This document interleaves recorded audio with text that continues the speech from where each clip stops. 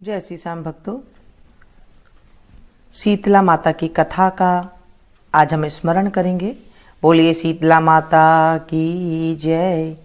शीतला माता की पूजा कई घरों में सप्तमी या अष्टमी को पूजा की जाती है। चैत्र माह की कृष्ण पक्ष यानी कि होली के बाद जब भी सातवीं या अष्टमी आती है, सप्तमी या अष्टमी आती है, तब पूजा की जाती है। कई घरों में सोमवार को पूजा की जाती है, यानी कि होली के बाद जो सोमवार आया, वो पहला सोमवार आया, उसी में ही जो है पूजा की जाती है। रविवार को ठंडा भोजन बनाया जाता है और फिर दूसरे दिन सोमवार को पूजा की जाती है माता की। जिस दिन पूजा करते हैं उस दिन चूल्हा नहीं जलाया जाता है, ऐसे विधि विधान है।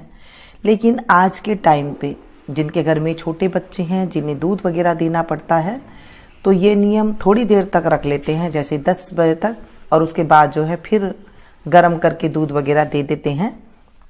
ऐसा आजकल नियम बन गया है, क्योंकि जब पूरा दिन हम चूल्हा नहीं जलाएंगे तो कई बार छोटे बच्चे को दिक्कत आ जाती है, तो फिर कहाँ जाएंगे। पहले तो क्या था कि आस पड़ोस में किसी से ले लिया करते थे, या फिर ऐसे ही जो है गुजारा हो जाया करता था। लेकिन अब होना थोड़ा मुश्किल हो जाता है। कईयों को बड़े बुजुर्ग घर में हैं तो उन्हें गर्म पानी वगैरह की ज़रूरत हो जाती है, तो वहाँ पर जो है पीने खाने में कुछ बनाना पड़ जाता है। और कई घरों में तो ऐसे है जहाँ बड़े बुजुर्ग हैं या फिर कई जो दंपत्ति है वो ठंडा नहीं खा सकती हैं, बीमार है, उन्हें फिर गर्म बनाना पड़ता है। तो फिर वो क्या करती हैं, दोपहर के बाद शाम को थोड़ा बहुत बना लेते हैं, जिससे कि काम चल जाए। वैसे तो शीतला माता के दिन आग नहीं जलानी चाहिए। अगर हम अपने धर्म के अनुसार देखें, हमारे बड़े बुजुर्ग के अनुसार देखें, लेकिन नहीं सरता है, नहीं आजकल नहीं थोड़ा सा निभ पाता है, तो आप इस तरह से कर सकते हैं। ऐसे हमारे बड़े बुजुर्ग कहते हैं। अब जब हमने एक दिन पहले ठंडी रोटी बना ली, ठंडी रोटी में जो बना जाता है, माता का जो प्रसाद बनता है, वो उसके अंदर गुलगुले बनते हैं, राबड़ी बनती है। राबड़ी बाजरे के आटे की बना लें या फिर गेहूं के आटे की, और बेसन मिला करके भी आप जो है राबड़ी बना सकते हैं। दही जरूर अवश्य चढ़ाया जाता है, दही जमाते हैं उस दिन। और जो है दाल भल्ले बना सकते हैं तो आप वो बना लें, गुलगुले बना लें। और साथ में जो है जो भोजन आप ठंडा करना चाहें वो आप ठंडी रोटी वगैरह आप बना सकते हैं। पूरी है, जो भी चीज़ आप खाना चाहें वो आप बना सकते हैं। लेकिन दूसरे दिन ठंडा ही भोजन करना होता है। अब जिस दिन हमें पूजा करने जाना है, उस दिन क्या करें, उस दिन सुबह सवेरे एक थाली लगाते हैं। थाली के अंदर अब अगर आपके यहाँ पर कुंडारे भरते हैं, जैसे मिट्टी के आते हैं करवे जैसे जो छोटे छोटे होते हैं, प्लेट जैसी, अगर वो भरते हैं तो आप वो ले लें। नहीं तो कईयों को तो कागज जो है उन्हें फाड़ करके ले लेते हैं। इस तरह से जो है बड़े बड़े शहरों में, फ्लैट में जो रहते हैं, वहाँ पर ऐसे कर लेते हैं, कागज से करके। जहाँ शीतला माता का मंदिर है वहाँ पर जा करके पूजा करते हैं। कई लोगों के घरों में पूजा करते हैं। जैसे आपके रीति रिवाज है वैसे ही करना, किसी को देखकर सुनकर बिल्कुल भी मत करना। अगर आपके घर में जैसे पूजा की जाती है वैसे ही करना चाहिए। अगर आपको नहीं पता तो जैसे आप किसी को देख रही हैं, एक को देख लिया, फिर आपका नियम भी वैसे ही हो जाएगा जैसे आप एक बार आपने कर लिया है, ऐसे इसकी मान्यता है। उस दिन जिस दिन बासुड़ा है उस दिन सुई नहीं पिरोनी चाहिए। जैसे धागे में सुई पिरो करके कई लोग सिलाई करने लग जाती हैं कि भाई आज तो काम कुछ है नहीं, रोटी वगैरह का काम है नहीं, ठंडा खाएंगे, तो क्या करते हैं, सुई पिरोने का काम कर लेते हैं। और वो उससे जो है तकलीफ होती है, माता को सुई चुभती है, और फिर बाद में घर में फोड़े फुंसियाँ होने की आशंका हो जाती है, जैसे बुखार वगैरह, फोड़े फुंसी। जब आप ये काम करते हैं तो आपके बच्चों को जो है ये चीज़ें होने लग जाती है। घर में बुखार का जो है आगमन ज़्यादा हो जाता है और बीमारी बड़ी बड़ी भी हो जाती है। शीतला माता के दिन ठंडा जल से स्नान करना चाहिए। बाल नहीं धोने चाहिए, उस दिन बाल आप बिल्कुल भी ना धोएं। और जो है जो सुई पिरोने का काम मैंने बोला है, वो 2-4 काम है, उन्हें आप थोड़ा सा कर लें तो आप देखेंगे कि आपको जो है बहुत ज़्यादा 1 साल तक जो है हमारे ऊपर माता की कृपा बनी रहती है। जैसे ये रोग आदि व्याधि को दूर करने वाली माता है, तो हमें थोड़ी सी सावधानी से रहना चाहिए। जैसे हमारे बड़े बुजुर्ग करते थे तो वो सावधानी से रहते थे, फिर ये पीड़ा कम होती थी। जो नहीं मानते उनके घर में ये चीज़ें आ जाती है। जब शीतला माता की पूजा कर ले, आप ठंडा जल चढ़ा दे, उसके बाद जो प्रसाद बनाया है वो चढ़ा दे। राबड़ी, मीठे चावल, दही, ये मैन है, ये आप जरूर माता के पास चढ़ाएं। फिर उसके बाद जो वहाँ पर बैठे होते हैं, हमारे यहाँ तो कुम्हारी जैसे कहते हैं ना, कुम्हार वो बैठे होते हैं, उनको दे करके कुछ रुपया वगैरह, दक्षिणा वगैरह दे करके उनसे आशीर्वाद लेते हैं। और उसके बाद जो है फिर आप जब पूजा कर लें, उसके बाद कहानी सुनते हैं। थोड़े से हाथ में दाने लेकर के, या तो बाजरा है तो फिर मोठ है, मोठ बाजरा जरूर भिगोते हैं इसमें, नहीं तो आप धुली हुई दाल जो होती है मूंग की, वो आप ले सकते हैं हाथ में ले करके, और आप कहानी सुने। जब आप माता की पूजा कर लें, सभी लोगों को हल्दी का टीका लगाएं। माता को भी हल्दी का टीका लगाने का विधान है। फिर उसके बाद जो वहां पर जल चढ़ाया जाता है माता को, उसको सभी के आंखों में लगाया जाता है, आंखों पर हे माता कृपा करना। और उसके बाद आप करके आप कहानी सुने। वहीं पर ही कहीं पर जहाँ कच्ची जगह होती है, तो वहीं स्थानों पे जहाँ पर मंदिर होता है ना, वहाँ थोड़ी सी कच्चे स्थान होते हैं, वहाँ पर मिट्टी के पास एक कहानी सुनी जाती है। कहानी सुनते टाइम पे हाथ पे थोड़े से दाने ले लेते हैं और कहानी सुनते हैं। फिर कहानी सुनने के बाद वो दानों को उसी मिट्टी में दबा देते हैं, ताकि यहाँ पर धन जो है हमारा गड़ा रहे, ऐसे कहा जाता है। कई लोगों को वहाँ से मिट्टी उठा करके और थोड़ा सा एक हरा पत्ता, वहाँ से कोई हरी टहनी तोड़ लेते हैं और वो फिर अपनी थाली में रख लेते हैं, आ जाते हैं। उस दिन आते टाइम पे थोड़े से जो है जल और थोड़ा सा जो आप ठंडा खाना लेकर गए हैं वो चोराया होता है, वहाँ पर भी पूजा की जाती है, तो वहाँ पर थोड़ा सा चढ़ा करके, जल चढ़ा करके फिर अपने घर आया जाता है। ऐसे ये नियम है कुछ।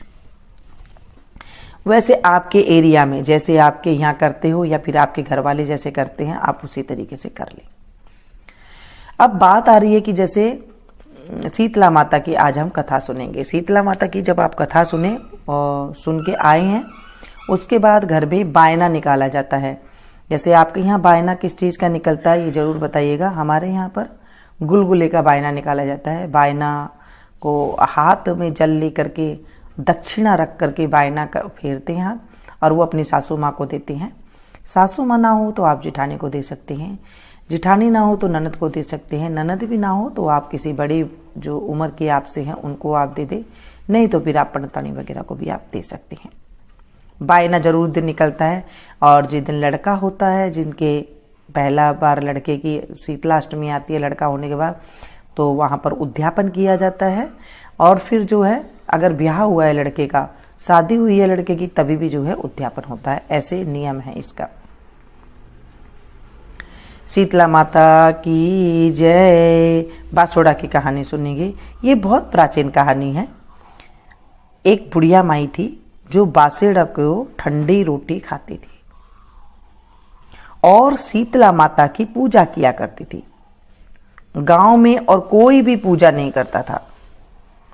एक दिन बासोड़ा के दिन सारे गांव में आग लग गई और सारा गांव जल गया, परंतु बुढ़िया माई की झोपड़ी बच गई। सबने बुढ़िया माई के पास आकर पूछा, सबके घर जल गई, तुम्हारा क्यों नहीं जला, क्या बात है? बुढ़िया माई बोली, मैंने बासोड़ा को ठंडी रोटी खाई है और शीतला माता की मैंने पूजा करी थी, और किसी ने भी ऐसा नहीं किया, इसलिए मेरी झोपड़ी तो रह गई और तुम्हारे सभी के घर जल गए। तभी सारे गांव में ढिंडोरा पिटवा दिया कि बासोड़ा के दिन सब कोई ठंडी रोटी खाना और शीतला माता की पूजा करना। जिस दिन शीतला माई की धोक लगानी हो, उससे पहले दिन पक्का खाना बनाएं और दूसरे दिन खाएं। ऐसे उन बुढ़िया माई ने बताया, तो सारे लोग ऐसे करने लग गए। हे शीतला माता, जैसे बुढ़िया माई की रक्षा करी वैसे ही सबकी करना, मेरी भी करना, सबके बाल बच्चों की रक्षा करना, मेरे बच्चों की भी रक्षा करना। हे शीतला माता, इस कहानी को जो सुने सुनाए, हुंकारा भरे, उनकी भी मनोकामना पूरी करना। इस कहानी में कोई अधूरी रह गई हो तो उसे पूरी करना, पूरी हो तो हे माता उसे स्वीकार करना। हे शीतला माता हम सबकी रक्षा करना। और इस तरह से जो है शीतला माता को कहा जाता है। शीतला माता को जब आप कथा सुन लें उसके बाद वहां पर जैसे मैंने कहा कि थोड़ी सी मिट्टी में एक हरा पत्ता लेकर के घर आते हैं, उस हरे पत्ते को लेकर के आप अपने परंडा में रखें, यानी कि जहां पर पानी का स्थान है आपके रसोई में वहां पर ला करके इसको रखते हैं। ये छोटी छोटी सी बातें हैं जिनकी गलती करने से फिर अगर आप नहीं करते हैं तो इसकी गलती जो है फिर भुगतनी पड़ती है। जैसे उसे कहीं पर अग्नि के स्थान में नहीं रखना है कि कई लोग ला करके गैस के पास रख देते हैं, ऐसे नहीं रखना होता है। और उस दिन कहते हैं जोर जोर से कोई चीज की आवाज भी नहीं करनी चाहिए, जैसे शोर शराबा नहीं करना चाहिए। माता को शोर शराबा पसंद नहीं होता है। गहरे रंग के कपड़े नहीं पहने जाते, जैसे ज्यादा चटकीले रंग है वो कपड़े नहीं पहने जाते हैं, क्योंकि माता को वो चुभते हैं। ऊनी कपड़े ना तो पहने जाते हैं, ना ही जो है कपड़े का उस दिन उपयोग किया जाता है। ऊनी कपड़े का बिल्कुल भी आप उपयोग ना करें जिस दिन शीतला माता की आपने ढोक लगाई है। शीतला माता के वैसे तो साधारण से नियम है, अगर आप एक दिन अपना लेते हैं तो आपका जो है 12 महीना सुख शांति से निकलता है। बच्चों को ज्यादातर जो है माता रक्षा करती है, बच्चों के ऊपर अपना कोप नहीं दिखाती है। ये कथा सुनने के बाद आपको विंध्याई जी कहानी अवश्य सुननी चाहिए। बोलिए शीतला माता की जय, विंध्यायक जी महाराज की जय। एक छोटा सा लड़का अपने घर से लड़कर निकल गया और बोला कि आज मैं विंध्यायक जी से मिलकर ही घर पर आऊंगा। लड़का चलते चलते उजाड़ में चला गया, सूनी जगह है वहां पर चला गया।